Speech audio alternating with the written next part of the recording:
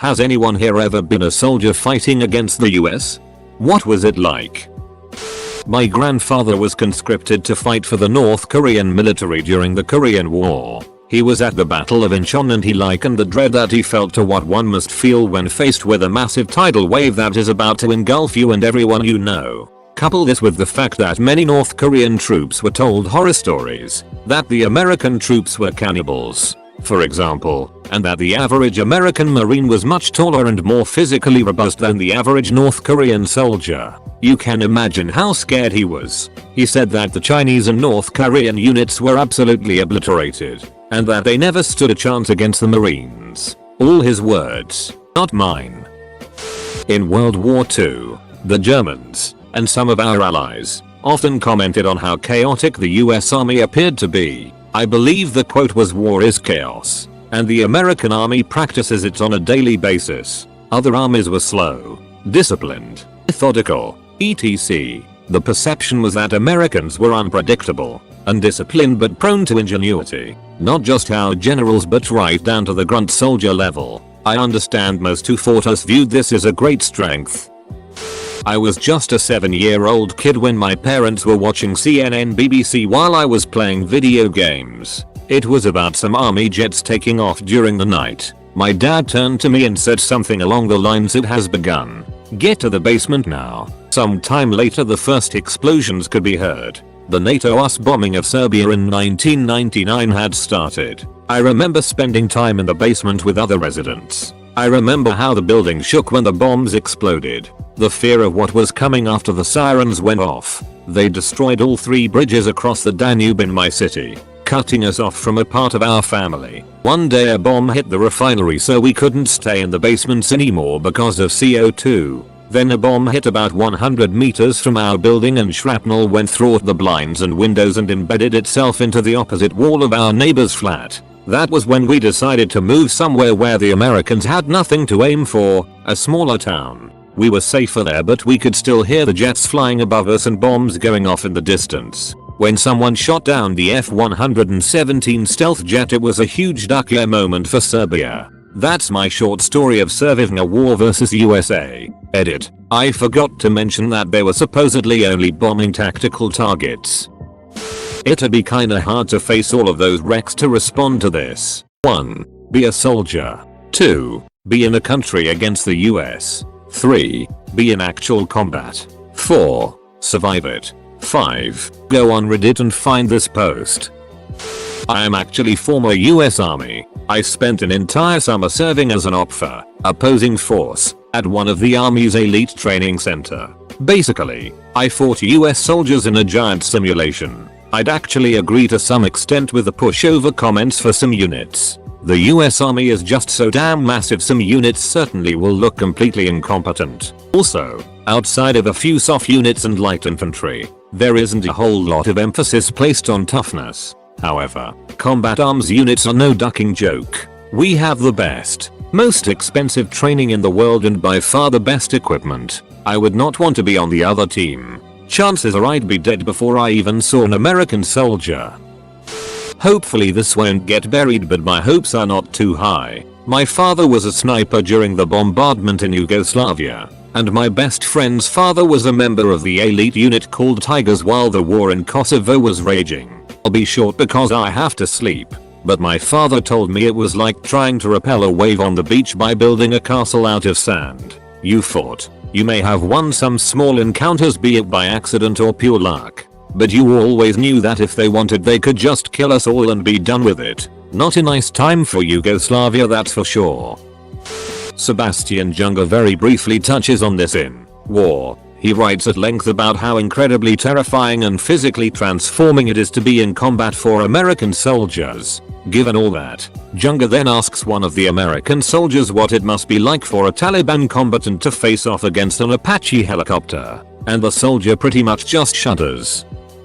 While I cannot speak from experience, I'm an American. I can relay something my father mentioned to me a few years ago. He was a Marine during the conflict in Grenada and he was also active during the First Gulf War. He has never gone into great detail about his combat history, and frankly I wouldn't want to have him rewalk those memories. but he did mention one time how you can see a man's fear before you see him. Kind of cryptic, I know, but that one statement says a lot. He mentioned how you could hear them yelling and that the yells were not the confident kind. He meant that these men knew they were about to fight Americans. With all their fancy toys and extreme training, they knew that the Marines were coming to kill them. My dad always told me that one of the greatest weapons our military has is the image that we conjure in the minds of our enemies. While it is one thing to fight someone who you feel is an equal or lesser match to you, it is a completely different scenario to fight someone who you truly feel is a monstrous force of war. I can't speak for the other branches strictly because I don't have a close personal relationship with someone who is enlisted and I have never enlisted. However, I can tell you that my father, and all of his Marine buddies, are absolutely vicious if prodded into an aggressive situation. All the people whining about how this is pointless because the Taliban don't go on Reddit seem to forget that Iraq has internet. And while they may not have all agreed with the war, some fought for Saddam. Maybe they want to say something? Also, Serbia, Somalia, Grenada, Desert Storm I, Vietnam. Then there are instances of friendly fire. I'm sure it isn't any less scary just because it's an accident. Maybe even an Argentinian who fought the British has special insight. It would still be an account of fighting a massive Western military. I'm not a soldier that fought against the US. But, only the dead have seen the end of war. I'm sitting in wait for all the I'm a ducking Navy SEAL jokes.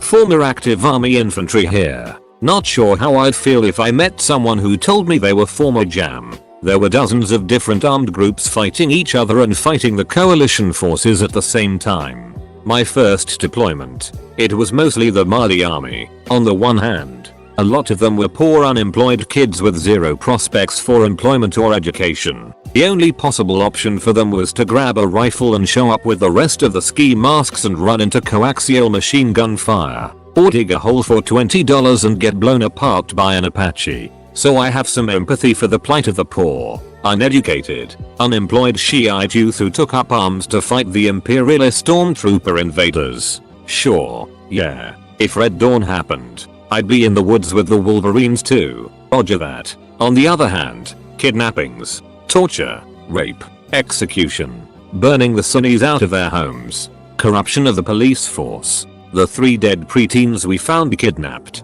tortured and murdered, the 10-year-old kid shot in the head right in front of me by a sniper, the 90+ civilian murder victims we found just in the first month of our combat tour, the kid whose tongue they cut out because he liked to chat with us when we rolled by his neighborhood, the fact that Muqtada al-Sadr is now an officially recognized member of the Iraqi government. So yeah, I can't do it. I can't forgive them. I think the fact that there's hardly anyone talking about fighting against the US should be taken as a sign. My great uncle fought on the German side of World War II. He fought all over the place. Africa, Chile, a small stint in Russia, and he defended France from the D-Day invasion. He was later able to move to the United States as a war refugee. He said that all of his officers would constantly tell him, when you're fighting the Americans you must think of the least probable way they will attack you, because that will be the way that they attack you. He also said that when you were fighting Americans more so than any other country's army he fought, you had to have eyes in the back of your head. Gonna be buried, but oh well. My dad was an anti-aircraft gunner in Hanoi during the Vietnam War. He still wakes up screaming in the middle of the night. Quite often really. My great-grandfather talked to me about being a Canadian in World War II. When a Canadian plane flew overhead, the Germans dove for cover. When a German plane flew overhead, the Canadians dove for cover. When an American plane flew overhead, everybody dove for cover.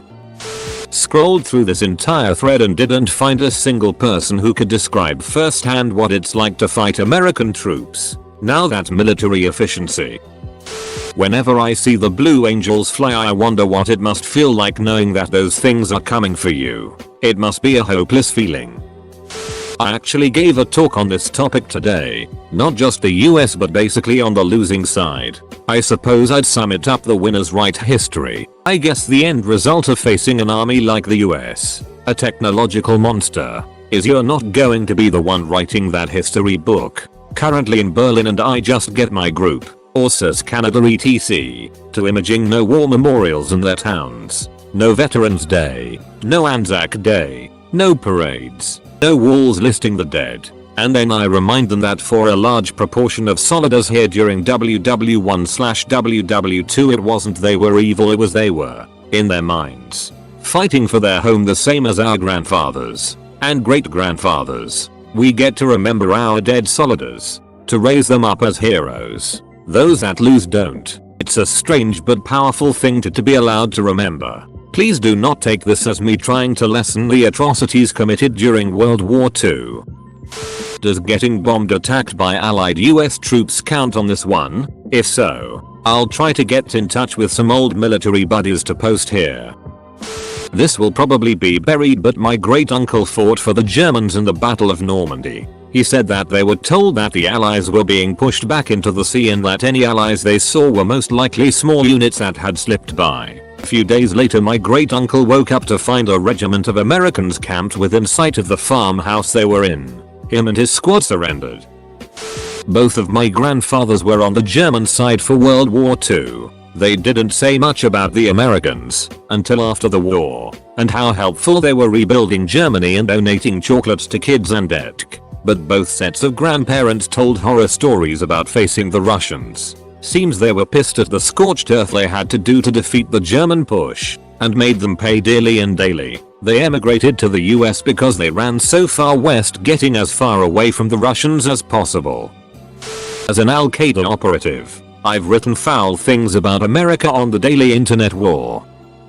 My great uncle was on the Italian side in World War II and was a captured POW to America. From what he told me, people wanted to be captured by the US. They were treated badly by their own, and how great America was. Yeah, this is the closest I've got to an answer. My family is Panamanian. Being a civilian in a country invaded by US troops is terrifying. Tanks stopped in front of my grandma's house and started firing over it once. My cousins were all really young when it happened and they were absolutely terrified. Unfortunately, I don't have access to someone who may have fought for Noriega, the dictator at the time that the US was ousting. I have a girlfriend from Iraq who had brothers in the Iraq army. They defected pretty quick and live here now, but they tell me how insane the American arsenal was. While Iraq soldiers' main method of transport was pickup trucks, motorbikes and bicycles, the Americans were transporting people in armored personal carriers that were impossible to damage. Also tells me that the quality of training was noticeable, as you would never see the Americans, you would just be shot because they knew how to move from cover to cover and remain undetected.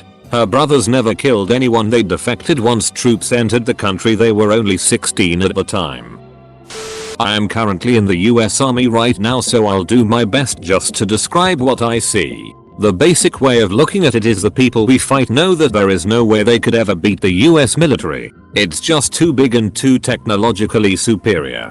However, their goal is to never win. It's impossible. You can't beat us in a stand-up fair fight. So to counter this, they just make their goal to not lose. And while it is impossible to win against American forces, it is very easy to not lose. Whether it be a country like Russia and China or a group of rebels like the Taliban, they all understand to not try to beat us. Just counter us. They adopt countering tactics to deny us all of our superior traits. They know they can't outmaneuver us, so they use IEDs and mines to deny us freedom of maneuver. They can't gain air superiority, so they develop anti-air missiles to shoot our planes down. They can't beat our navy, so instead of wasting money building huge ships, they build missiles. China just developed an anti-carrier missile. In Afghanistan they can't build a stable government, so they just try to undermine ours. The basic fact is eventually the American public will get sick of war and decide it's time to go home. All they have to do is wait, and they will win every time. America hasn't lost any wars. Vietnam, Iraq, Afghanistan, they are all the same. We kill thousands, maybe millions. It doesn't matter, so we just go home. We no longer win wars. We just don't lose them. Eventually we will go home tired. I actually played paintball against US Marines once. It was scary stuff. They were in New Zealand as embassy guards and completely destroyed us on the attack. However, they couldn't play defend the flag very well. Haha. Like many commenting here, I didn't fight against the US, but fought for it. I remember seeing a man, an enemy I guess, die a fairly pointless death. Though I was at a comfortable distance I suppose. I can't confirm it, but I know he was a man with a hungry family who was paid a bigger sum to take shots at the Iraqi police. They mowed down his house. There's quite a bit I still carry with me from Al Anbar province. Though it has been years, I suppose part of me always understood how fundamentally unfair life can be, but never as much as when I was over there. Now every yellow ribbon and thank you for your service carries a residual guilt that I have difficulty communicating. I'd like to think that if I could remake the world, it wouldn't be as such. After all, what would I do in his place? Probably the same. The world is full of decent men in indecent situations. I suppose the worst part is the inability to effect any meaningful change. TLDR, aimed at all the Methodica. I read an interview of an Al-Qaeda member fighting against the Syrian army in Aleppo. He came across the border from Iraq where he was a veteran from fighting US troops there. He basically said they were all lucky they were fighting the Syrian army, because if it was America they would have all been killed by drones, helicopters, and precision bombs a long time ago. He said Americans always know what is happening because of the drones, satellite pictures, well-developed communications between units etc. The Syrian army is in the dark all the time so they fire artillery and drop bombs semi-randomly. From Iraq here, my father fought on the defensive lines in Iraq during the Gulf War. When the West forces entered Iraq, he said it was very scary to have planes fly over. You do not see them when they are coming because they are very fast. So damage and deaths happen with no warning. Planes were followed by soldiers, but he did not get close to them. He said everyone knew the fighting was pointless, because Saddam was not a good leader, and he thought he was. Saddam thought he could fight back, but UN had better leaders, and more tools. My father told me it was like fighting bad disease, because you don't know what you are fighting, and you don't know how to fight it. Not the enemy but was in communications. We would get intel from counter-intel guys from intercepted cell phone calls. Taliban was scared shitless when it came to engaging Marines. One report that I remember well was a commander ordering guys to engage in firefights cause they wanted to do a show of force. The guy he was ordering gave a million excuses and was scared of the new Marines cause they thought we were special forces. We had a bunch of new gear, chest rigs, radios, thermals. They ended up engaging a patrol later that week. We killed most of their cell that day.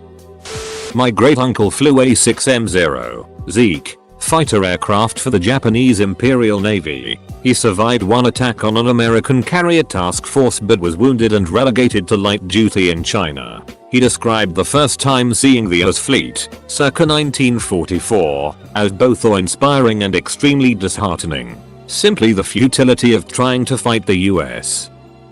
I have a neighbor from Vietnam that participated in the Vietnam War. He told me most of the time he was on the run and hiding in trees waiting to shoot at US soldiers. After an ambush his group would get the duck out as they didn't want to get torched. A good account of the other side of the Vietnam War is Last Night I Dreamed of Peace. The diary of S&I trauma doctor with North Vietnam during the war. She was killed by American forces and an American soldier found her diary and defied orders to destroy it. When I was in Afghanistan with the 82nd, the first few patrols outside the wire at Bruin, reality cop that no longer exists, right in the middle of Taliban territory, never was really attacked. Just no purpose to maintaining it. Didn't get much anything at all from the locals. So they asked the Terps what the deal was. Patrol was told that the locals were afraid of them. Why? Well, they saw the double A's and believed that we had to kill our mothers to get into the 82nd Airborne. We did not disabuse them of that notion. So imagine that you are going up against a bunch of men in armor, weapons, and uniforms, and they carry their weapons at the low ready and are on constant vigil. You believe these men are so ruthless and driven that they killed their mothers just to join a unit. Now, take a shot at one. Go ahead. I dare you. Because, as is said in The Usual Suspects, how do you shoot the devil in the back? What if you miss? Because if you don't wipe us out quickly, we'll stomp you. We don't retreat from ambushes. We duck and kill the ambushers. We don't give a shit. We'll attack through their line. Because it sure as it beats not killing the duckers. Source: Artilleryman in the 82nd. My great-grandfather fought under Rommel in Africa. He said the Americans were very rough opponents, but the British tended to be more likable. Also never badmouth Rommel around someone who served under him. He was a great German and definitely not a Nazi by ideology. Probably better than Erik Kander, which doesn't seem to be forthcoming anyway. A Norwegian reporter embedded himself with the Taliban and made a fascinating half-hour documentary. May not be the same thing, but my family thought the Americans indirectly for over 100 years. I am from Northern Ireland and most people probably know a little about the conflict over here. What many people don't know is that many Americans supported and heavily funded the IRA. That's right, the America who are currently in a war against terror, who hate terrorists, who oppose freedom and peace, funded the once most powerful terrorist organization in the world. Many rant over the IRA were better equipped than the UVF mainly due to American money. The fighting was difficult for my family and their fellow soldiers. I don't know how many members of my family were killed by the IRA, but it was a good number. It was real shame. Unlike a lot of the paramilitary, my family were good people just interested in protecting their families and communities. If America hadn't supported the IRA, the war would have been far less bloody. My godfather was in the 4th Infantry in Vietnam. He was guarding an enemy combatant. He said this man was one scary guy, very tough. VC. AB-52 flew over and the noise of the bomber alone made the man it himself. My godfather said no one judged him and they respectfully helped clean him up.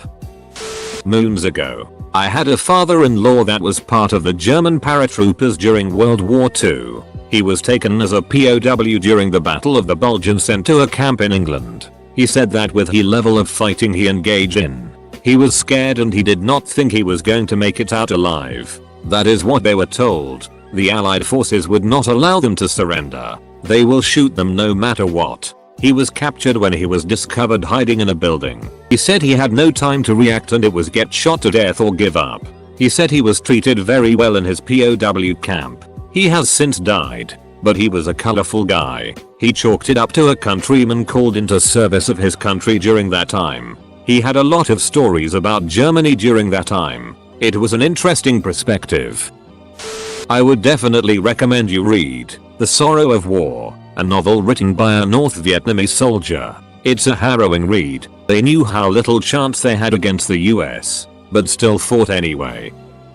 You guys definitely read Flyboys. The author is James Bradley and the son of one the Iwo Jima flag raisers. The book is so descriptive. It's disturbing. If you want to read Japanese perspective, torture, propaganda, and why the US were also cruel, read that book. It's literally changed my view on the war forever.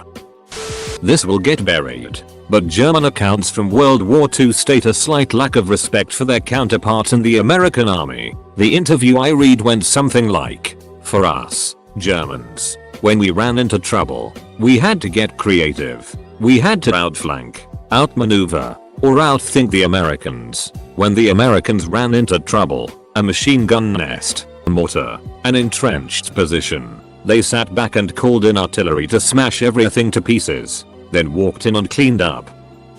You should read 1001 Nights in Iraq by Shant Kindirian. The book is about a man who became a US citizen and grew up in America, but then went back to Iraq to visit his father and got stuck in the country when Saddam Hussein shut down the borders for the Iraq-Iran war. He talks at length in this book about fighting against Americans, whom he considers his own people. Really moving book. Highly recommended.